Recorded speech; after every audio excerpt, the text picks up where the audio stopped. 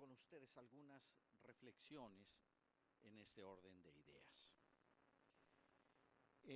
Quisiera introducir esta reflexión comentando que a partir de 2018 dio inicio un proceso de recuperación de la soberanía energética, el rescate de Pemex y el rescate de la Comisión Federal de Electricidad, con el primer gobierno que encabezó el presidente Andrés Manuel López Obrador, y que quisiera yo simplemente mencionar algunos referentes muy importantes que tienen que ver con la modificación del régimen fiscal de Pemex, que solamente recuerdo, durante el gobierno del presidente Enrique Peña Nieto se endeudó con $1 billón a Pemex.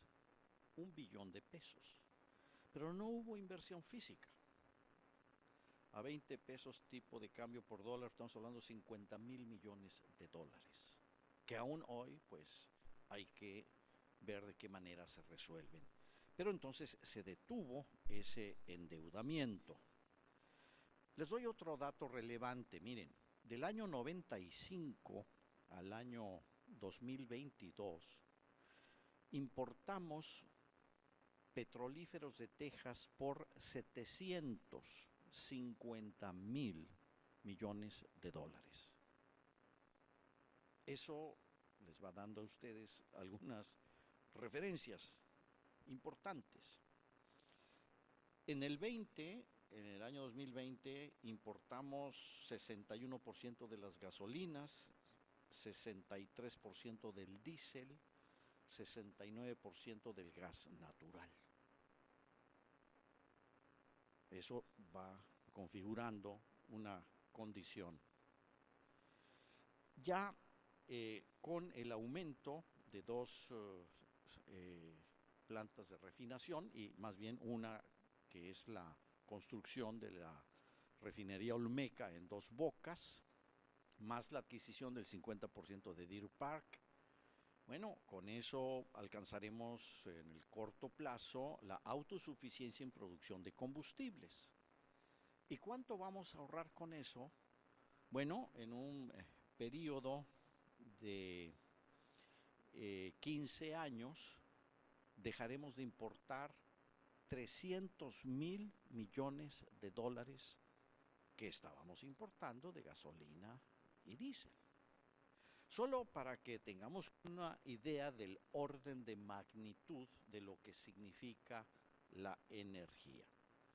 Y en cuanto a la generación eléctrica, de no haber sido el rescate que se llevó a cabo en la Comisión Federal de Electricidad, la participación de la Comisión Federal de Electricidad en la generación en México hubiera sido en 2024 el 16%, y el resto generado por empresas privadas. Entonces, todo ello es relevante para lo que vamos a comentar. En primer lugar, me refiero a la geopolítica del mundo. La geopolítica del mundo hoy ya no es unilateral, es multilateral. En 60 años, China aumentó su participación en el Producto Mundial de 4% a alrededor del 22-23% actual.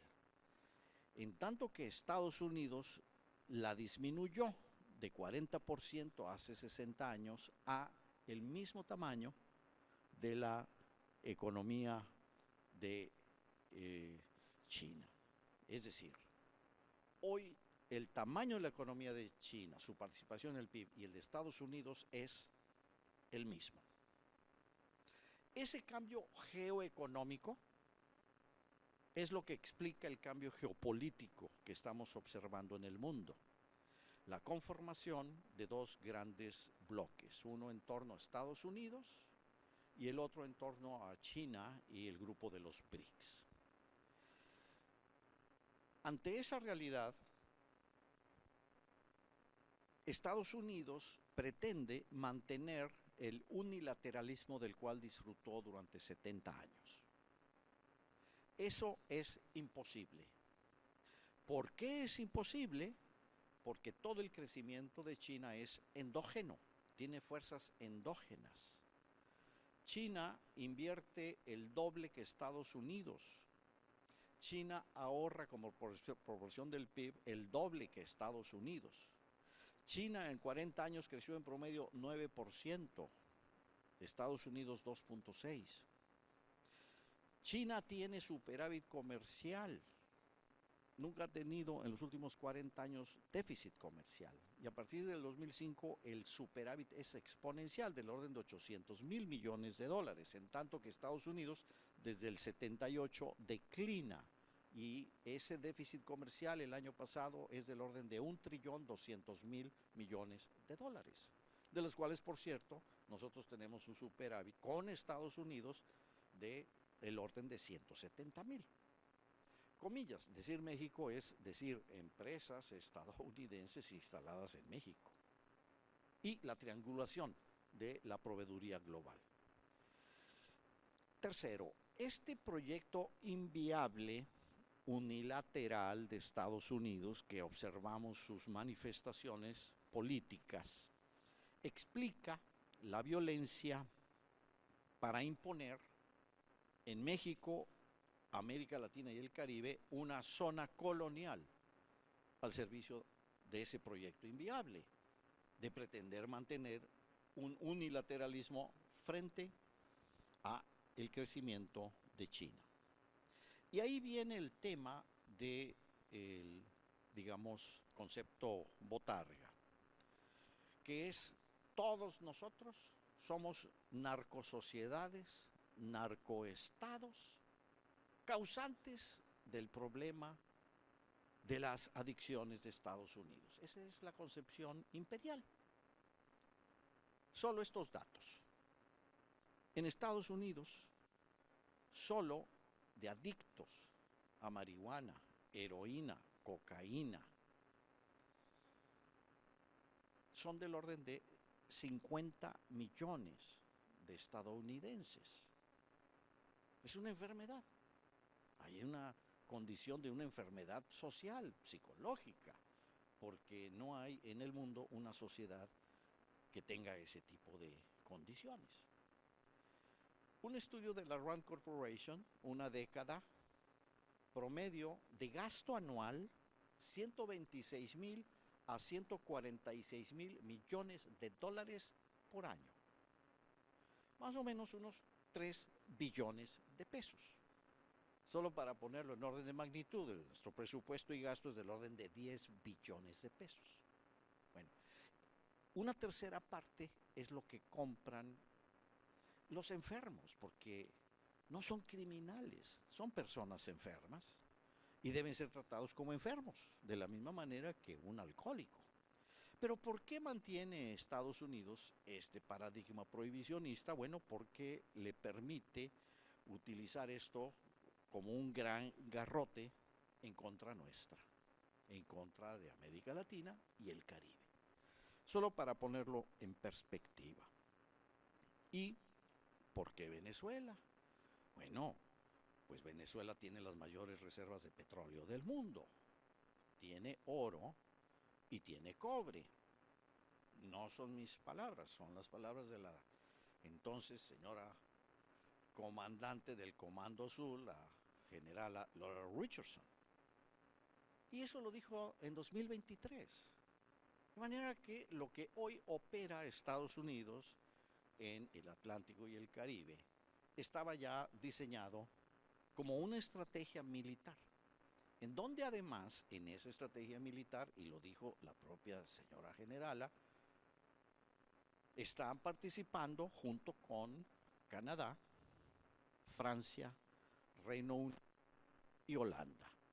Es decir, hay una estrategia militar de control de esos recursos, de esas economías. Y eso explica entonces esa violencia en nuestro país. Hago este comentario para pasar al tema de la geopolítica y lo que significa el tratado. Me refiero muy brevemente. El tratado, conforme a la Convención de Viena sobre el derecho de los tratados, tiene superioridad sobre nuestra Constitución. Es decir, lo que se firme, aun cuando la Constitución mexicana se oponga, se tiene que cumplir. Y, por el otro lado, hay una ley implementaria en Estados Unidos del tratado, del TEMEC. Esa ley tiene más de 90 páginas y ahí dice que cualquier cosa del tratado que se oponga a una ley de Estados Unidos no vale. Entonces, en términos jurídicos, en sí es un tratado colonial. Pero si analizamos los 34 capítulos, no sé si aquí alguien haya leído el TEMEC, son más de 1900 páginas. No es un tratado arancelario, es una forma de gobierno colonial, en donde, por ejemplo, capítulo 14 sobre inversión, el artículo 14.10 se refiere a requisitos de desempeño. Entonces, México no le puede pedir a una empresa de Estados Unidos que le compre un proveedor nacional, que transfiera tecnología o alcance un determinado porcentaje de contenido nacional. Es un tratado maquilador, que nos convirtió en maquilador. No me voy a extender en todo esto porque es un tema muy relevante, pero aquí solamente quiero plantearles esta pregunta. ¿Qué es América del Norte? Porque se habla de América del Norte como una entidad. Pero en América del Norte hay vecindad geográfica y será eterna mientras haya mundo. Pero no hay identidad. No hay identidad de constitución. No tenemos una ciudadanía. No tenemos una economía política. No tenemos una identidad. No tenemos un proyecto cultural o como nación ante el mundo que sea común. Somos tres naciones que compartimos el espacio geográfico de América del Norte. Y en ese sentido, la primera condición necesaria para pensar la geopolítica es pensarla desde una posición soberana. ¿Qué quiere decir? Desde nuestra propia naturaleza como una construcción histórica llamada México. Vamos a la geopolítica de la energía. La energía no es un sector económico, es la base de toda actividad económica, ahora y en la historia del mundo. De manera que el sistema de uso de la energía fósil fue la base de la primera revolución industrial y sobre todo a partir del siglo XIX el uso de la energía del petróleo fósil también. Tener energía es tener soberanía. Si no hay capacidad de autoabastecimiento, se está permanentemente en una posición de vulnerabilidad. Y por lo tanto, nosotros lo podemos constatar en la historia. Solamente recordar, en julio de 2012, Madero puso un impuesto de 20 centavos por tonelada, 3 centavos por barril al petróleo. Julio 2012. 9 de febrero del 13 es asesinado. Aquí cerca, Veracruz. En abril, 21 de abril 1914, invasión. Inicio, albores, incorporación de Estados Unidos a la Primera Guerra Mundial.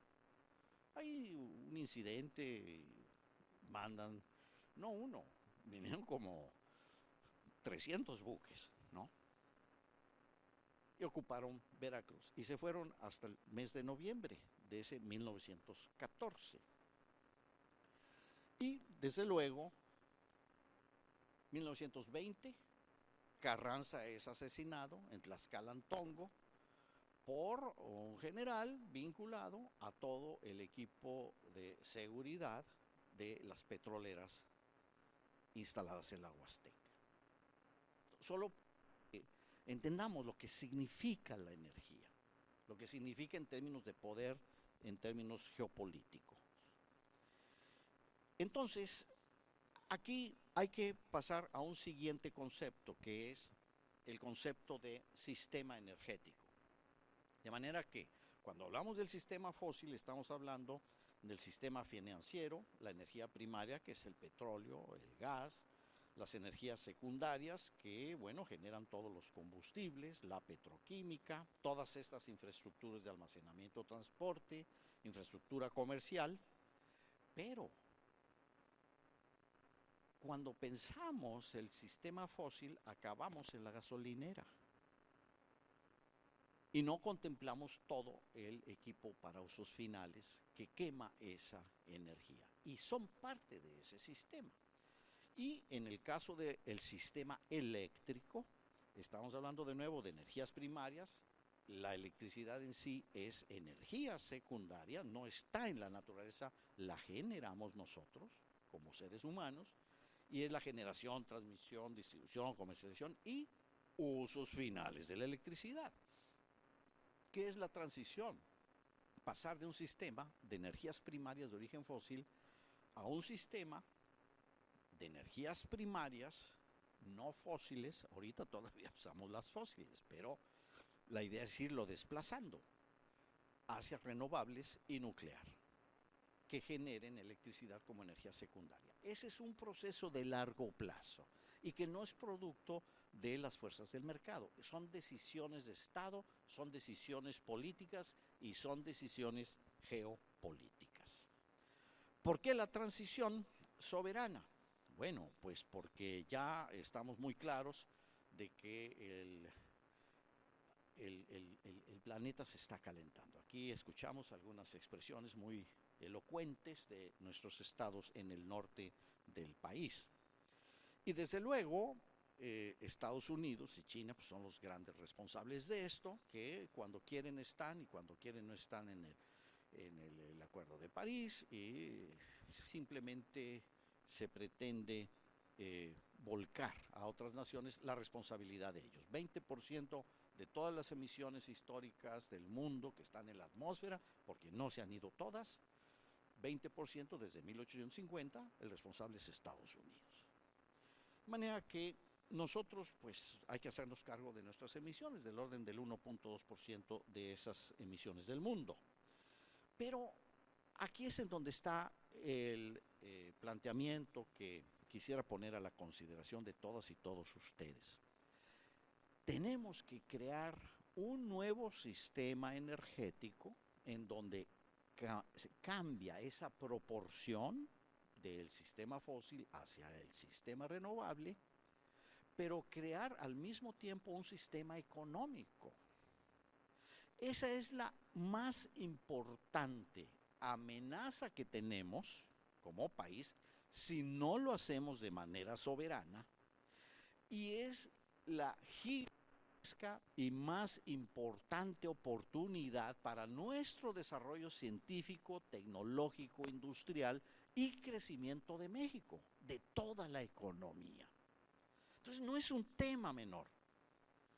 Si hacemos una transición soberana, México podrá crecer. Solo menciono lo siguiente: en 90 años de historia económica, del año 1935 al 82 crecimos promedio 6.1% anual. De 83 a la fecha, 2.3. De 2018 a la fecha, estamos buscando, arañando el 1%.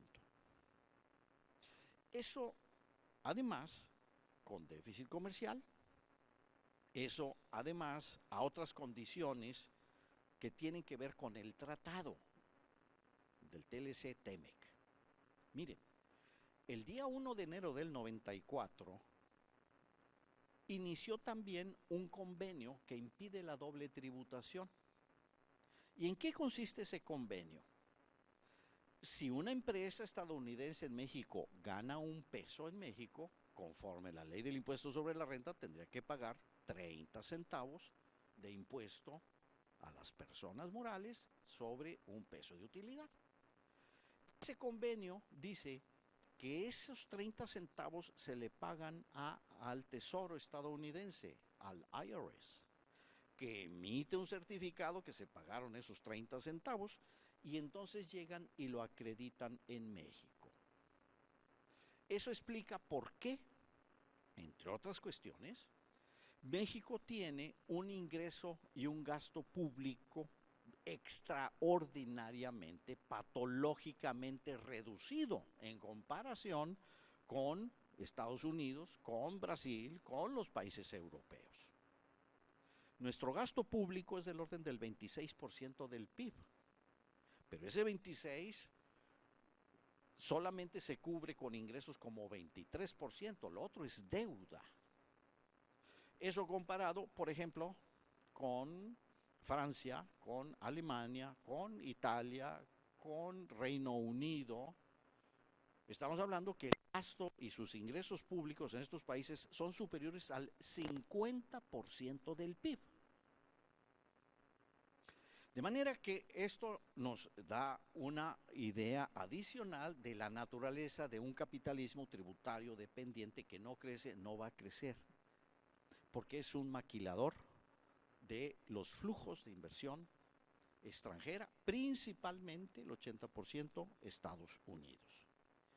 Entonces, todo esto nos da una idea de que debemos, igual que Estados Unidos, igual que las naciones europeas, considerar la transición energética una cuestión de seguridad nacional.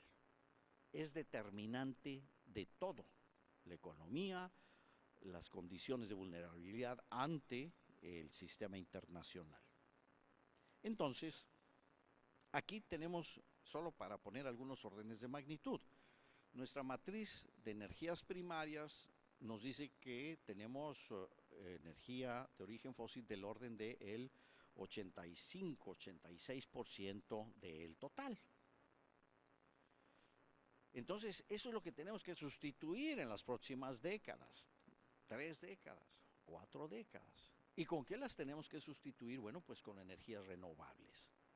Pero a diferencia de la energía fósil, en donde el proceso energético está en el mismo hidrocarburo, que al tener la combustión genera una condición térmica, una energía cinética que se expresa en forma de combustión, y esa es la fuerza de esa energía. Las energías renovables no. Lo que tenemos que hacer son los bienes de capital, paneles solares, baterías, generadores eólicos y todas las formas de energías renovables. Adicional, por supuesto, al vapor que viene de la geotermia, que eso sí no lo proporciona la naturaleza. Pero entonces, ahí es en donde está un gigantesco mercado, una gigantesca posibilidad de una política industrial de Estado, una política en la que nosotros desarrollemos toda esa cadena de valor, desde el litio y otros minerales estratégicos que deberían de estar, y todos los minerales estratégicos para la transición energética deberían estar en la Constitución y no dar concesiones. Eso falta, hay que ponerlo. Desde eso hasta los automóviles eléctricos, los teléfonos, los calefactores o los enfriadores del aire. Y todo lo que utilizamos para usos finales de energía, para el transporte. Y recordar esto, en cuanto al uso hacia el cual se destina todo nuestro sistema energético, 45% se destina al transporte. A diferencia, por ejemplo, de las potencias industriales. En las potencias industriales, 45% de la energía se destina a la industria. Nosotros tenemos una proporción inversa, 45% al transporte y 30% a la industria. Y esta sustitución de esa energía primaria fósil nos implica, algunas estimaciones que hicimos aquí con los colegas hace un poco de tiempo, pero que en el SENACE, la CENER, en la CRE, Bueno, a partir de 2032, al tomar en consideración todo este conjunto de factores, la tasa de crecimiento de la demanda de generación eléctrica va a ser del orden del 12% anual, cuando sabemos que el histórico es del orden un poco más del 3% anual. Entonces, ¿qué es lo que significa eso? Una gigantesca oportunidad. El valor de mercado, que también hicimos un cálculo muy conservador hace unos pocos años, de esos bienes de capital son del orden de más de 30 billones de pesos. ¿Por qué tenemos que comprar esos bienes de capital y equipos para usos finales de energía? ¿Y por qué no producir o aspirar a producir un 50%, un 30%, un 10%? Hoy no estamos produciendo nosotros, con empresas de capital nacional, esas capacidades. Tenemos que rediseñar nuestra economía política, tenemos que tener un Estado rector y que además ese Estado rector no solamente haga una planificación integral, porque aquí, y se ha hablado muy correctamente de la planificación del sistema energético a nivel nacional, a nivel regional, pero esa planificación debería incorporar la planificación del desarrollo industrial, la planificación del desarrollo urbano territorial del país, la planificación y transformación y la elevación de la productividad de sectores donde somos estructuralmente dependientes. Bien ustedes, tenemos nosotros cerca de 2 millones de kilómetros cuadrados. Es la mitad de todo el territorio europeo. Toda Europa tiene como 4 millones de kilómetros cuadrados. Solo como referencia.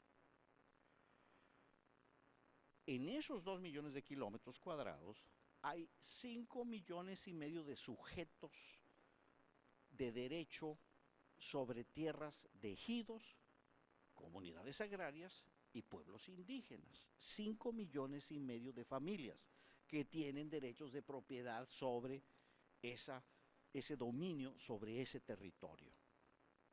¿Y saben cuánto territorio es? Es 1 millón de kilómetros cuadrados. 100 millones de hectáreas. Y estamos importando, subsidiado, maíz transgénico de Estados Unidos por 25 millones de toneladas por año. En total estamos importando 40 millones de toneladas de granos. Aquí en Tamaulipas, el sorgo se producía, me refiero solo al sorgo, cerca de 1 millón de toneladas anuales.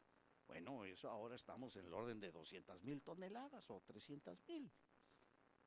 Y están 4 millones de hectáreas ociosas. ¿Por qué? Por el tratado. Porque todos esos granos vienen subsidiados a un precio inferior a los costos de producción más la utilidad. Pues no es rentable. Entonces, tenemos que revisar ese tratado en los términos de México, y si Estados Unidos no acepta, bueno, pues simplemente se denuncia y se acaba. Y hay una mentalidad colonizada. Sin tratado, México no existe, desaparece. No, al contrario, florecerían miles de empresas de capital nacional que harían lo que hoy están haciendo esas empresas y mucho más. De manera que una primera condición para pensar el futuro geopolítico de México es quitarse esas mentalidades colonizadas. Al contrario, eso que se suponía que nos iba a hacer crecer, les doy un dato. ¿Cuál es el monto de la inversión extranjera acumulada desde que se firmó el tratado? 1,300,000,000,000 de dólares. ¿Hemos crecido? No, no hemos crecido. Y por el otro lado, les puedo decir que en Este periodo del 2000, del 1999 al año 2022, 20 años, mexicanos tienen invertidos fuera de México 731,000 millones de dólares. Es más del doble de toda la inversión esperada al 2030 del Plan México. ¿Qué quiere decir? Que tenemos que repensar nuestra economía política, crear nuevos sujetos económicos, porque, bueno, la gran oligarquía, que evidentemente, pues un puñado de mexicanos tienen esa inversión fuera de México. De manera que esa es otra de las razones por las cuales no vamos a crecer con esta economía política. Y yo quisiera simplemente terminar con una idea que es un gran bosquejo de cuál sería este modelo con el que podemos nosotros convertirnos en una verdadera potencia industrial, científica y tecnológica. Primero, la rectoría del Estado. Segundo, una planificación integral del desarrollo científico, tecnológico, industrial, pero la primera, digamos, base, fundamento, cimiento de todo ello es la soberanía energética. Y ahí darle al Estado responsabilidades.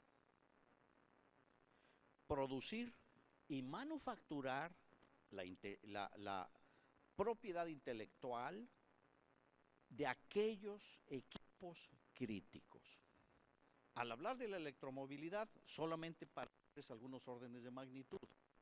Los mexicanos compramos cada año más de 1 millón de vehículos. Y si le estimamos un precio promedio conservador de 400,000 pesos por vehículo, es un mercado de 400,000 millones de pesos al año. Al año.